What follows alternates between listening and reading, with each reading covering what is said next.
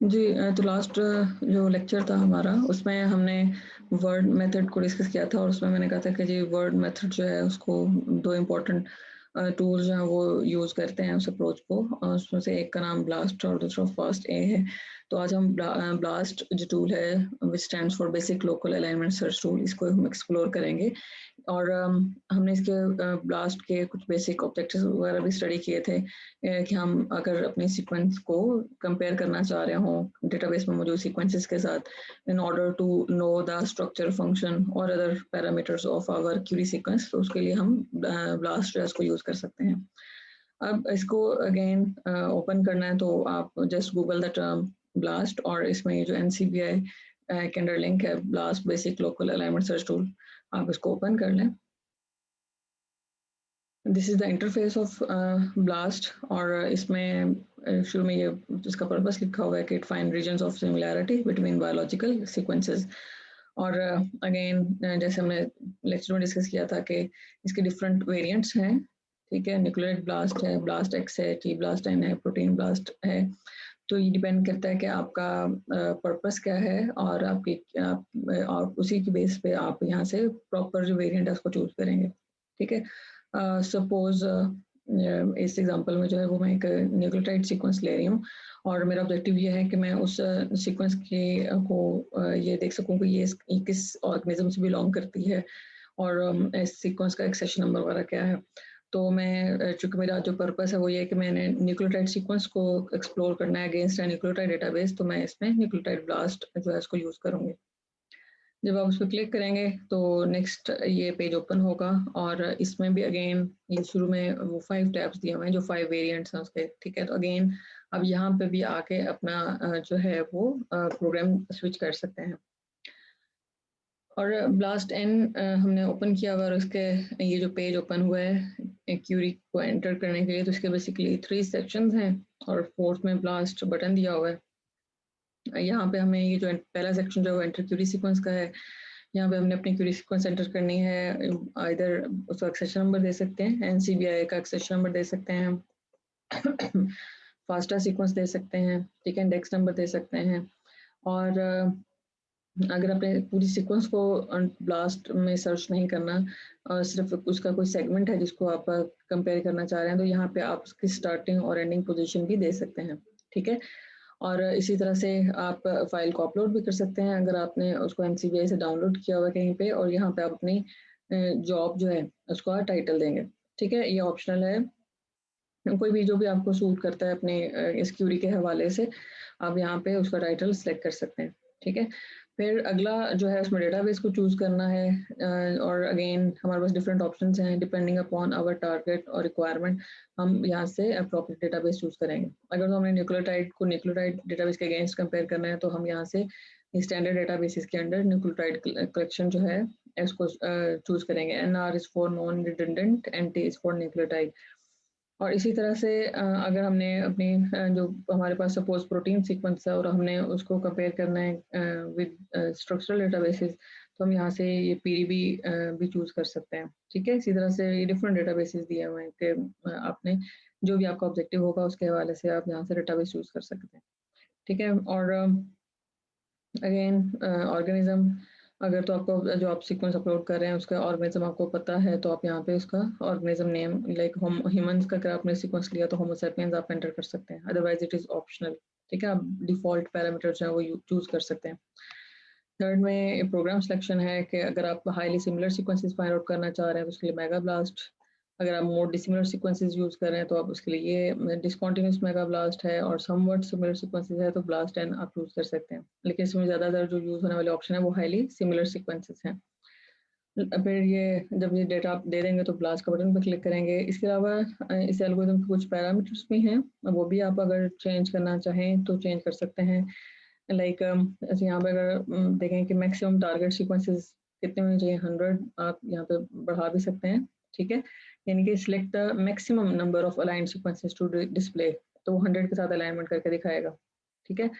और इसी तरह से ये एक्सपेक्टेड थ्रेशोल्ड जो है ये 0.05 है। ब्लास्ट का हमने एल्गोरिथम डिस्कस किया था और उसमें हमने कहा था कि ये जो वर्ड साइज वगैरह क्या होना चाहिए, तो न्यूक्लियोटाइड के केस में जो वर्ड साइज है वो 28 है, आप इसको कम या ज़्यादा भी कर सकते हैं, ठीक है।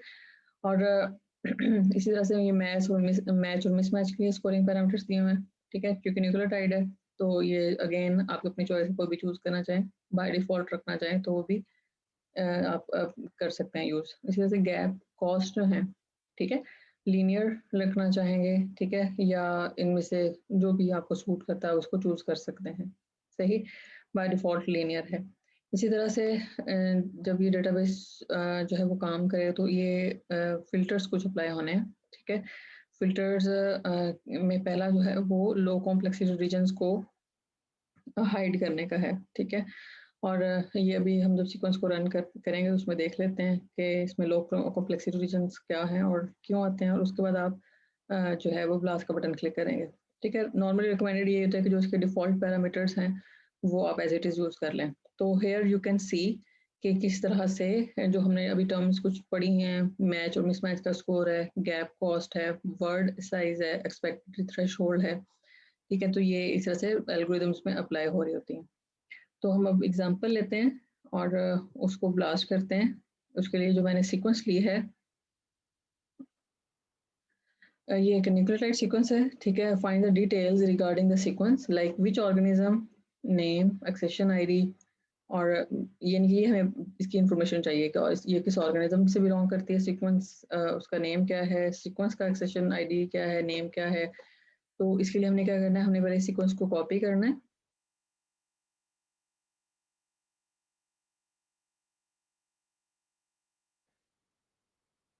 कॉपी डायरेक्टली कंट्रोल सी भी आप कर सकते हैं। इसी तरह से अब इसको हम पेस्ट करेंगे ब्लास्ट में। अगेन ये क्यूरी बॉक्स है, यहाँ पे मैंने ये सीक्वेंस पेस्ट कर दिए, ठीक है। और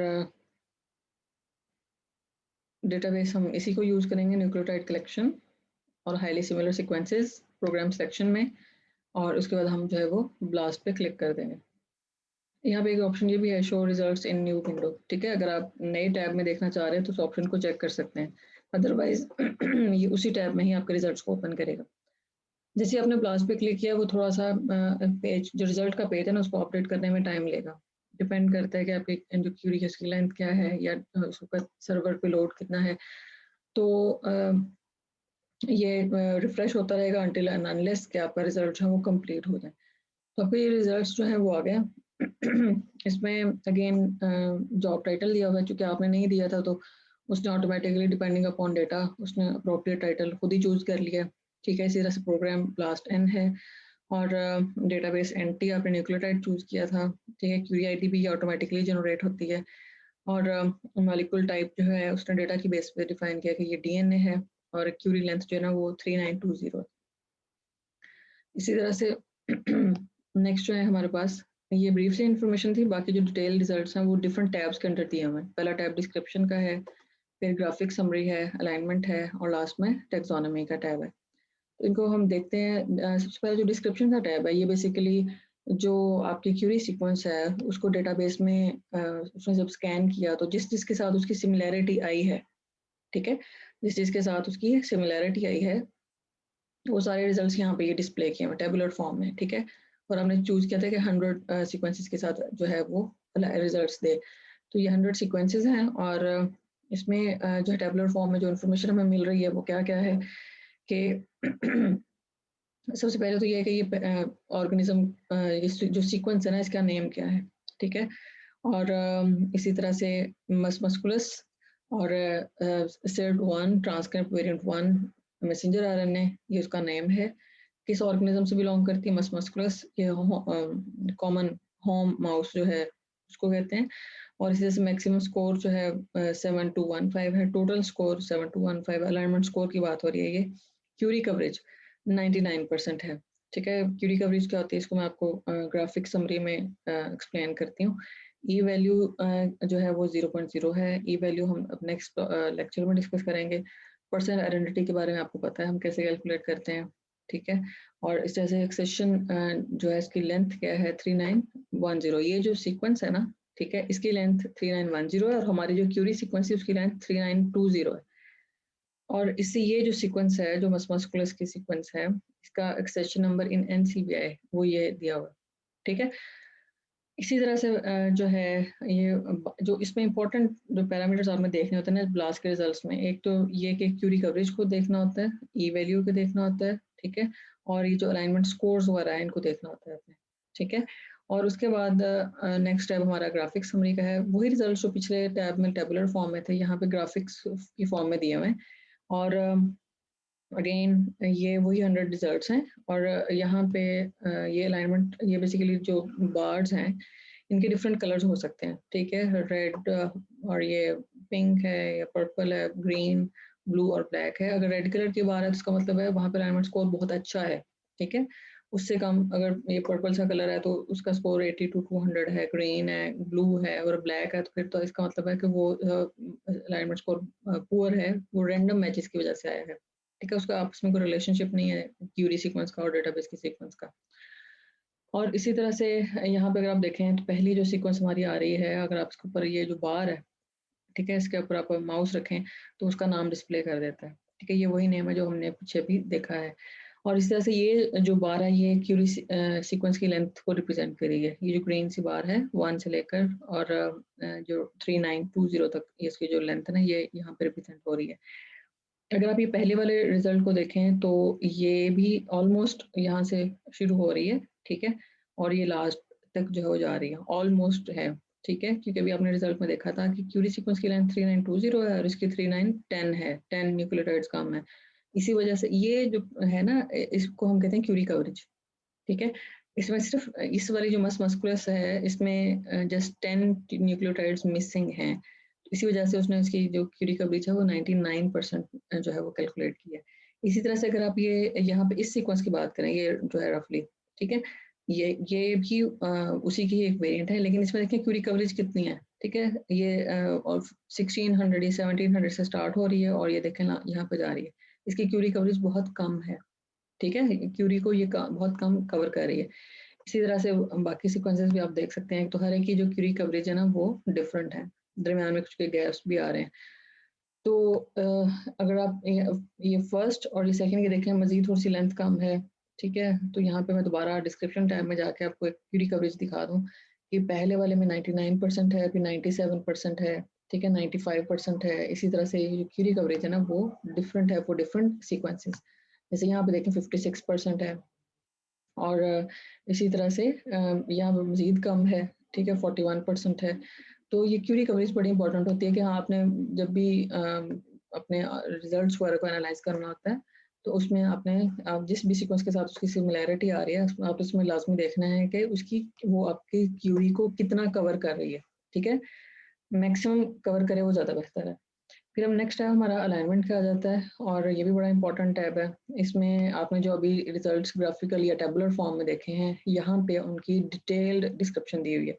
यहाँ पे एक्चुअली आपकी जो क्यूरी सीक्वेंस है उसको डेटाबेस की सीक्वेंसेस के साथ अलाइन करके दिखाया हुआ है, ठीक है। ये जैसे कि पहला रिजल्ट अगर आप देखें, ये मैंने अलाइनमेंट टैब पे क्लिक किया और यहाँ पे ये अलाइनमेंट व्यू फिलहाल पेयर वाइज आ रहा है और उसके बाद ये पहला रिजल्ट है और ये नाम कंप्लीट दिया हुआ है, ठीक है, उस सीक्वेंस का, ये डेटाबेस की सीक्वेंस है, ठीक है, और इसका आईडी दिया हुआ है और उसकी लेंथ दी हुई है, ठीक है, और इसके अलावा इसकी जो रेंज है वो दी हुई है और फिर जो है यहाँ पे इसका स्कोर कैलकुलेट करके ई वैल्यू जो है इसकी आइडेंटिटीज क्या है, 3907 100% आइडेंटिकल है ये, इसमें गैप्स जीरो हैं।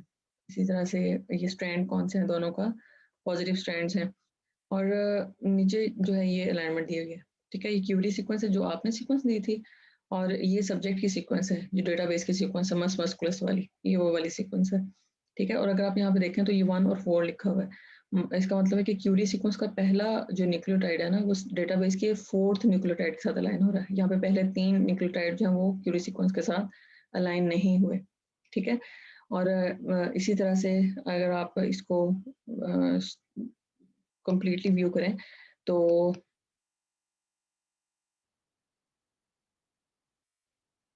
चूँकि सीक्वेंस लेंथ काफ़ी ज़्यादा थी तो इस वजह से, और यहाँ पे देखें तो ये जो क्यूरी सीक्वेंस है उसका लास्ट जो अलाइन रेजिड्यू है वो 3907 है और सब्जेक्ट का जो लास्ट अलाइन रेजिड्यू है वो 3910 है, ठीक है। तो इसमें देखें आपके ये जो पेयर वाइज अलाइनमेंट दिखाई हुई है, तो इसमें जो वर्टिकल बार्स हैं वो रिप्रेजेंट कर रहे हैं आइडेंटिकल रेसिड्यूज को, ठीक है। ये जो वर्टिकल बार्स हैं ये आइडेंटिकल रेसिड्यूज को रिप्रेजेंट कर रहे हैं। और इसी तरह से यहाँ पे ये जो ग्रे एरियाज नजर आ रहे हैं आपको, ये GGCGC, फिर GGC है, फिर GGC है, तो ये बेसिकली क्या है, ये लो कॉम्प्लेक्सिटी रीजन है, ठीक है। ये जो ग्रे से आपको स्मॉलर में नजर आ रहे हैं ये लो कॉम्प्लेक्सिटी रीजन है। और ये लो कॉम्प्लेक्सिटी रीजन जो हैं, जब हमने अभी पैरामीटर्स में देखा था कि हमने फिल्टर कर दिया है और उसको हमें चेक किया था लो कॉम्प्लेक्सिटी रीजन को, मतलब कि जब ब्लास्ट सॉफ्टवेयर काम करना शुरू करे तो ये जो लो कॉम्प्लेक्सिटी रीजन है ना, इनको वो हाइड कर दे, इनको कंसिडर ही ना करे अलाइनमेंट में, ठीक है।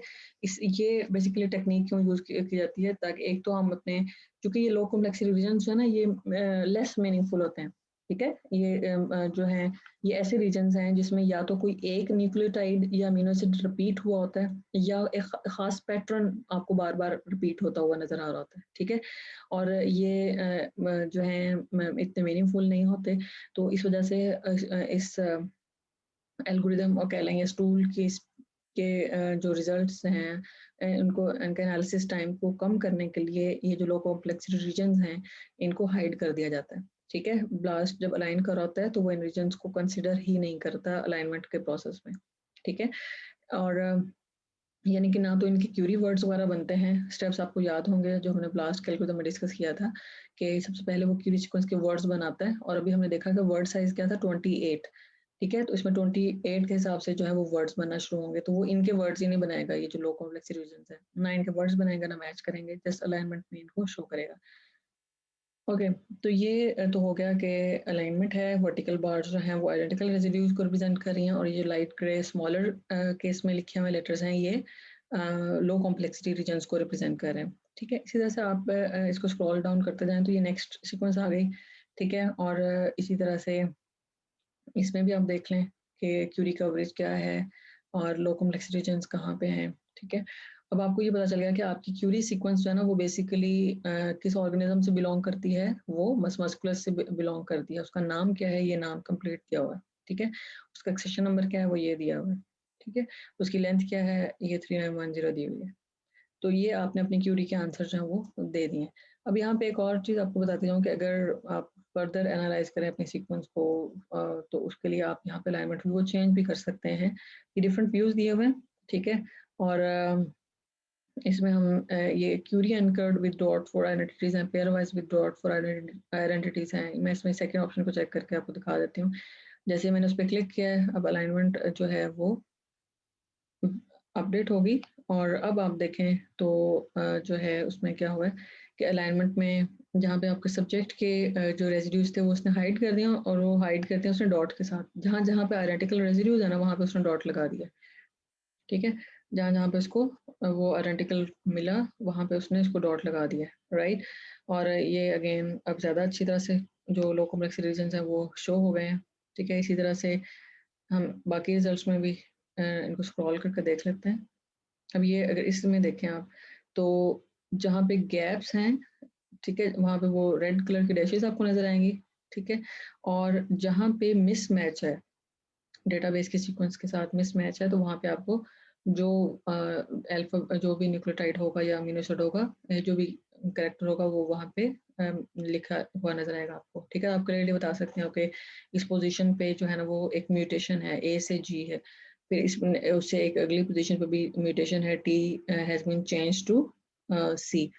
इसी तरह से जहाँ जहाँ पे उसको म्यूटेशन नजर आएगी वो आप इसे से क्लियरली बता सकते हैं कि आपकी जो क्यूरी सीक्वेंस है वो डेटाबेस की सीक्वेंस के साथ कहाँ कहाँ पे डिफरेंट है, ठीक है। ये बेसिकली अलाइनमेंट व्यू जो है ना वो आपको म्यूटेशनल एनालिसिस में भी हेल्प करता है।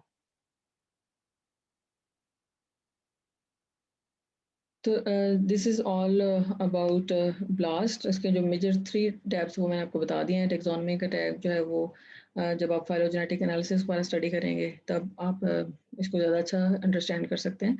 तो इनिशियली ये जो डिस्क्रिप्शन, ग्राफिक समरी और अलाइनमेंट टैब जो है ये आपके लिए सिग्निफिकेंट हैं। Thank you.